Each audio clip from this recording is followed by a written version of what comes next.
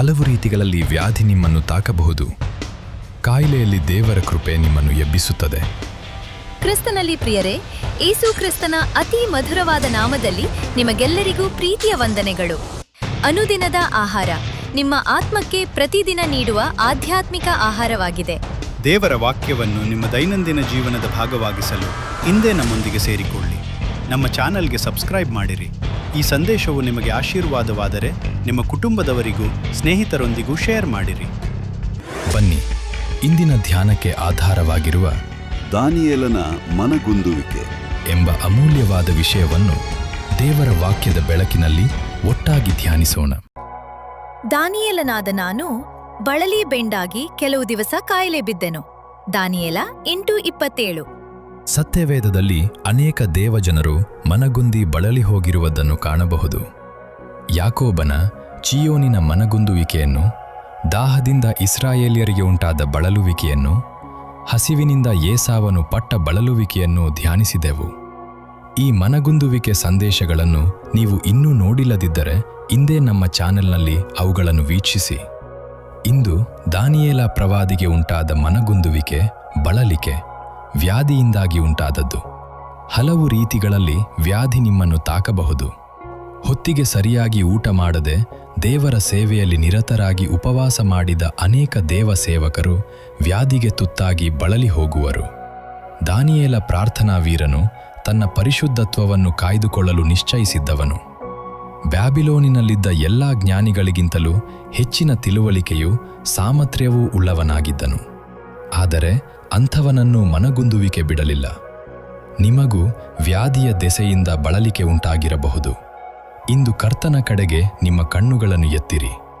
ದಾನಿಯೇಲನು ವ್ಯಾಧಿ ಹೊಂದಿದಾಗ ಕರ್ತನು ತನ್ನ ದೇವದೂತನನ್ನು ಕಳುಹಿಸಿ ಅವನನ್ನು ಧೈರ್ಯಗೊಳಿಸಿದನು. ಹೌದು, ಕರ್ತನ ಮಹಿಮೆಯಾದ ದೇವದೂತರು ನಿಮ್ಮ ಬಲಹೀನತೆಗಳನ್ನು ನೀಗಿಸಲು ಇಳಿದು ಬರುವರು. ಒಮ್ಮೆ ಒಬ್ಬ ದೇವಸೇವಕರು ದೊಡ್ಡ ಸಭೆಯಲ್ಲಿ ಮಾತನಾಡಲು ಹೋದಾಗ ವಿಪರೀತವಾದ ಜ್ವರ ಬಂದಿತು. ಬೇರೆ ಒಬ್ಬ ಸೇವಕರು ಅವರನ್ನು ನೋಡಲು ಬಂದರು. ಅವರಿಗೆ ಆದರಣೆ ನೀಡಿ ಪ್ರಾರ್ಥಿಸುವರೆಂದು ನೆನೆಸಿದರು. ಆದರೆ ಅವರು ಕತ್ತಿಯ ಅಲುಗಿನಂತೆ. ಸೇವಕರಾಗಿರುವ ನಿಮಗೆ ವ್ಯಾಧಿ ಬರಬಹುದೇ? ಪರಲೋಕದಲ್ಲಿ ವ್ಯಾಧಿ ಇಲ್ಲವಲ್ಲ? ದೇವರಾಗಲಿ, ದೇವದೂತರಾಗಲಿ, ಪರಿಶುದ್ಧಾತ್ಮನಾಗಲಿ ವ್ಯಾಧಿಗೆ ಒಳಗಾಗಿದ್ದಿಲ್ಲವಲ್ಲ? ನಿನ್ನಲ್ಲಿ ಯಾವುದೋ ಒಂದು ಕೊರತೆ ಇರಬಹುದು. ಅದರಿಂದಲೇ ಈ ವ್ಯಾಧಿ ನಿನ್ನನ್ನು ನೀನು ಪರೀಕ್ಷಿಸಿಕೋ ಎಂದು ಹೇಳಿದರು. ಅದು ಗಾಯದ ಮೇಲೆ ಬರೆ ಎಳೆದಂತಿತ್ತು.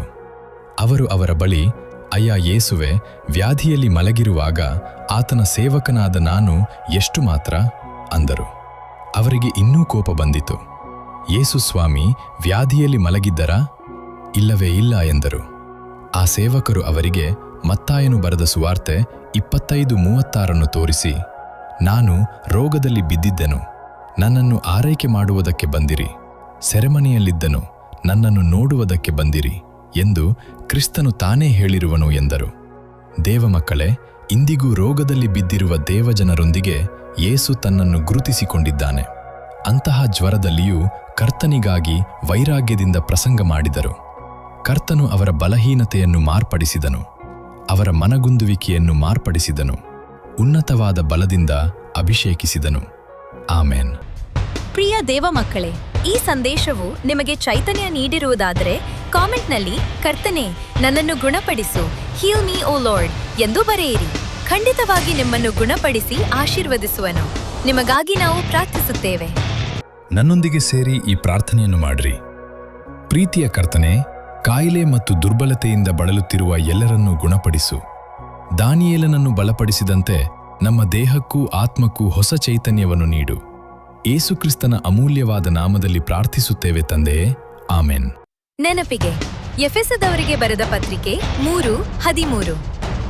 ಆದದರಿಂದ ನಿಮ್ಮ ನಿಮಿತ್ತ ನನಗೆ ಉಂಟಾದ ಕಷ್ಟಗಳನ್ನು ನೋಡಿ ನೀವು ಧೈರ್ಯಗೆಡಬಾರದೆಂದು ನಿಮ್ಮನ್ನು ಬೇಡಿಕೊಳ್ಳುತ್ತೇನೆ. ಈ ಕಷ್ಟಗಳು ನಿಮಗೆ ಘನವನ್ನು ಉಂಟುಮಾಡುತ್ತವಷ್ಟೇ. ಈ ಸಂದೇಶವು ನಿಮಗೆ ಆಶೀರ್ವಾದವಾಗಿದ್ದರೆ ನಿಮ್ಮ ಕುಟುಂಬದವರಿಗೂ ಸ್ನೇಹಿತರೊಂದಿಗೂ ಹಂಚಿಕೊಳ್ಳಿ. ಪ್ರತಿದಿನ ಒಂದು ಸಂದೇಶದ ಮೂಲಕ ಕ್ರಿಸ್ತನ ಕಡೆಗೆ ಇನ್ನೊಂದು ಹೆಜ್ಜೆ ಇಡಲು ನಮ್ಮೊಂದಿಗೆ ಸೇರಿಕೊಳ್ಳಿ ಹಾಗೂ ನಮ್ಮೊಂದಿಗೆ ಕೈಜೋಡಿಸಿ. ದೇವರು ನಿಮ್ಮನ್ನು ಆಶೀರ್ವದಿಸಲಿ.